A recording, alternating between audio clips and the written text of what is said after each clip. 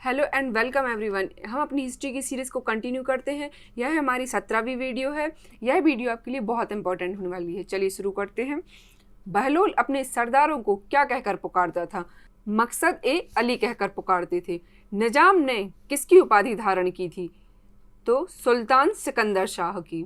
सिकंदर लोदी ने आगरा शहर की स्थापना कब की थी? तो यह की थी 1504 ईस्वी में। सिकंदर लोदी ने फारसी कविताएं किस शीर्षक में लिखी थी? तो गुलरुखी शीर्षक में। सिकंदर के आदेश पर आयुर्वेद ग्रंथ का फारसी में अनुवाद किस नाम से किया गया था? तो यह किया गया था फरंगे सिकंदरी नाम से। मोट की मस्जिद का निर्माण किसके द्वारा कराया गया था? सिकंदर लोदी के वजीर के द्वारा करवाया गया था। कौन सा शासक अपने को ईश्वर का अभिशाप कहता था? तो यह थे चंगेज खां। अमीरों का महत्व चरम पर किसके शासनकाल में था? यह लोदी वंश के शासनकाल में था। उधार दिए गए धन का हिसाब रखने वाले व्यक्ति को क्या कहा जाता था? मजुमादार कहा जाता था। धर्म विभाग एवं दान विभाग का प्रमुख कौन होता था? शद्र उस सुदूर होता था। सुल्तान के बाद न्याय का सर्वोच्च अधिकारी कौन होता था? तो ये थे काजी उल कजात।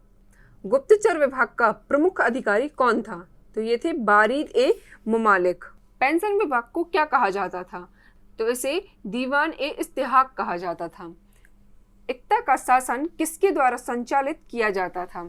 नायाब वली या भुक्ति के द्वारा किया जाता था। एक शहर की देखरेख कौन सा अधिकारी करता था? तो यह करते थे अमीर ए सदा। दीवान ए मुस्तखराज भू राजस्व में भ्रष्टाचार को रोकने वाला को किस सुल्तान ने बनाया था? तो यह बनाया था अलाउद्दीन खिलजी ने। मुसलमानों से लिया जाने वाला भूमि कर कौन सा था? तो यह था उस्र। गैर मुसलमानों से लिया जाने वाला भूमि कर क्या था? तो यह था खराज। मुसलमानों से लिया जाने वाला धार्मिक कर कौन सा था? तो यह था जकात, जो कि संपत्ति का 40वां हिस्सा होता था। गैर मुसलमानों से लिया जाने वाला धार्मिक कर कौन सा था? तो यह था जजिया कर। सल्तनत काल में बारूद की सहायता से गोला फेंकने वाली मशीन को क्या कहा जाता था? तो इसे मंगलीक तथा अर्रात कहा जाता था।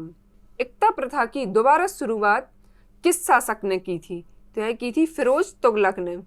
प्राचीन भारत में लिखे गए सबसे पहले महाकाव्य के लेखक कौन माने जाते हैं? तो यह थे वाल्मीकि।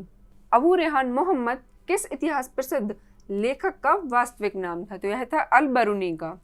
1206 ईस्वी से 1290 ईस्वी तक दिल्ली सल्तनत पर किस वंश का शासन रहा था? तो यह रहा था गुलाम वंश का।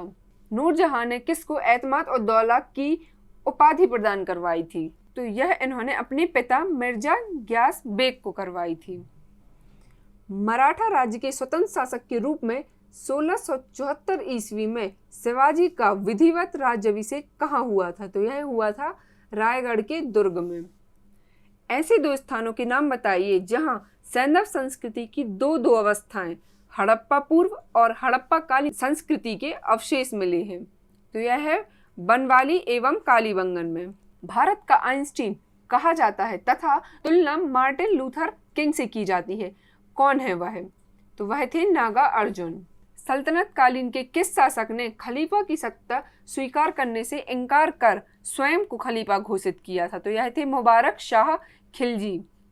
भारत पर तैमूर के आक्रमण के समय दिल्ली की गद्दी पर कौन सत्तासीन था? तो वह थे नसरुद्दीन मोहम्मद तुगलक। भारत में पूर्णतः इस्लामी परंपरा के आधार पर निम्नलिखित प्रथम मस्जिद कौन सी है? तो यह थी जमात खाना मस्जिद। अकबर ने अब्दुल रहीम को खाना की उपाधि किस उपलक्ष्य में प्रदान की थी?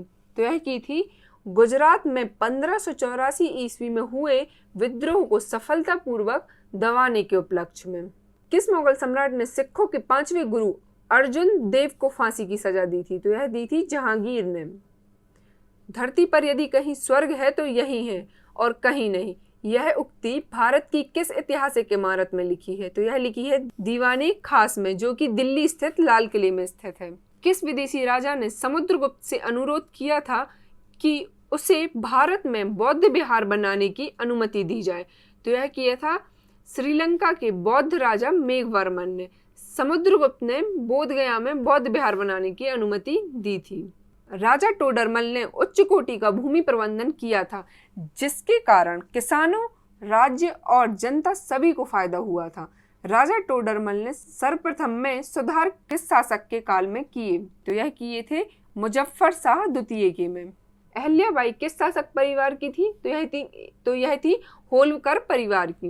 नृत्य करते समय नटराज की मूर्ति धातु ढालने की कला की चरम सीमा का प्रतीक है। यह किसके काल में हुआ था? तो यह हुआ था चोल वंश काल में। सन 1565 में किस स्थान पर हुए युद्ध के पश्चात विजयनगर का साम्राज्य पतन हुआ था? तो यह हुआ राक्षसी तंगड़ी, जिसे तलीकोटा भी कहते हैं। समुद्रगुप्त के इलाहाबाद स्तंभ की प्रशस्ति के लेख की विषय वस्तु किसने लिखी थी? तो यह लिखी थी हरिसेन ने। दास प्रथा संपूर्ण सल्तनत काल में प्रचलित रही, परंतु सर्वाधिक दास किस शासक के पास थे? तो यह थे फिरोज तुगलक के पास। रामचरितमानस के रचयिता संत तुलसीदास किस मुगल कालीन बादशाह के समकालीन थे? तो यह थे अकबर के।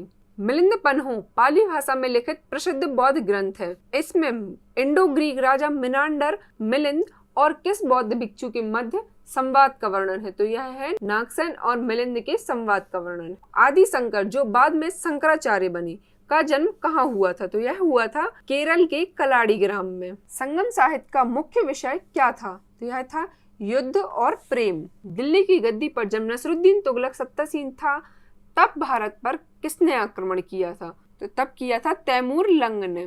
किस भारतीय को भारत का आइंस्टीन कहा जाता है तथा उसकी तुलना मार्टिन लूथर किंग से की जाती है?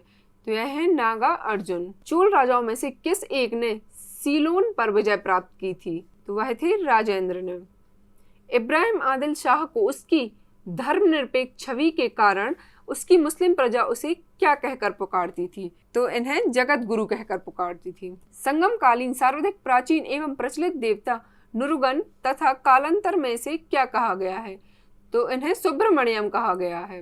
तोलकप्पियम ग्रंथ का संबंध किस संगम काल से है? तो यह है द्वितीय संगम काल से। गुप्तकालीन मंदिर कला के सर्वोत्कृष्ट उदाहरण के रूप में किस मंदिर का नाम लिया जाता है? तो यह लिया जाता है दशावतार मंदिर, जो कि देवगढ़ में स्थित है। गुप्तकालीन ग्रंथ पंचतंत्र की गणना विश्व के सर्वाधिक प्रचलित ग्रंथ बाइबल के बाद दूसरे स्थान पर की जाती है। पंचतंत्र किसकी कृति है? पंचतंत्र है विष्णु शर्मा की। चोल मंदिर के प्रवेश द्वार को क्या कहा जाता था? तो इसे गोपुरम कहा जाता था। बलवन ने दीवान ए अर्ज की स्थापना की थी, वह कौन सा विभाग था? तो वह था सैन्य विभाग। दक्षिण में विजय प्राप्त करने वाला दिल्ली सल्तनत का प्रथम सुल्तान कौन था? तो वह थे अलाउद्दीन खिलजी। लोधी वंश के किस शासक ने राजधानी को सर्वप्रथम दिल्ली से आगरा स्थानांतरित किया था? तो यह किया था सिकंदर लोधी ने। अलाउद्दीन द्वारा निर्माण कराया गया अलाई दरवाजा किसका प्रवेश द्वार था? तो यह था कुब्बत उल इस्लाम मस्जिद का। स्वतंत्रता के पश्चात हड़प्पा सभ्यता के सर्वाधिक स्थल किस राज्य में खोजे गए थे? तो यह खोजे गए थे गुजरात में। देवगढ़ का दशावतार मंदिर किस कला की मंदिर कला का सर्वोत्तम उदाहरण माना जाता है? तो गुप्तकालीन मंदिर कला का। सल्तनत काल का वह प्रथम शासक कौन था जिसने भूमि की नाप जोख कराई तथा राज्य की समस्त भूमि को खालसा भूमि के अंतर्गत कर लिया? तो वह थे अलाउद्दीन खिलजी। ऐसे पहले भारतीय कौन थे जिन्हें अंग्रेजों ने किसी प्रांत का गवर्नर बनाया था? तो वह थे सत्येंद्र प्रसाद सिन्हा। विजयनगर नरेश कृष्णदेव राय की रचना आमुक्त माल्यम का वर्ण्य विषय क्या है? तो वह था लोक प्रशासन एवं विदेशी नीति। गोलकुंडा के मुस्लिम राज्य का उदय किस प्राचीन हिंदू साम्राज्य के अवशेषों पर हुआ? तो यह हुआ था वारंगल के अवशेषों पर। सिविल सेवाओं में भर्ती के लिए खुली प्रतियोगिता का आयोजन किस वर्ष से शुरू किया गया था? तो यह किया गया था 1853 ईस्वी से। कृष्णदेव राय ने आमुक्त माल्यम ग्रंथ की रचना किस भाषा में की थी? तो यह की थी तेलुगु भाषा में। मोहम्मद शाह तृतीय के शासन काल में बहमनी साम्राज्य की यात्रा करने वाला विदेशी यात्री कौन था? तो यह थे एथेनिसियस निकेतन। किस पल्लव शासक के शासन काल में हैनसोंग ने कांची की यात्रा की थी? तो यह की थी नरसिंहवर्मन प्रथम के शासन काल में। बौद्ध संगतियों का आयोजन किस प्रयोजन से किया गया है? तो यह किया गया था बौद्ध की शिक्षाओं के समाकलन तथा विवादों के निपटारे के लिए। त्रिपिटक के अंग क्या हैं? तो यह है विनय, शुद्ध और अभिधम। अमीर खुसरो द्वारा रचित खज़ैन उल फतह किस शासक के संबंध में जानकारी देता है? तो यह देता है अलाउद्दीन खिलजी के संबंध में। दिल्ली सल्तनत की आधिकारिक भाषा क्या थी? तो यह थी फारसी। कौटिल्य के अर्थशास्त्र से किसकी महत्वपूर्ण जानकारी मिलती है? तो यह मिलती है मौर्यों की प्रशासनिक व्यवस्था की। इसी तरह की और वीडियो के लिए चैनल को सब्सक्राइब तथा वीडियो को लाइक करना ना भूलें। Thank you.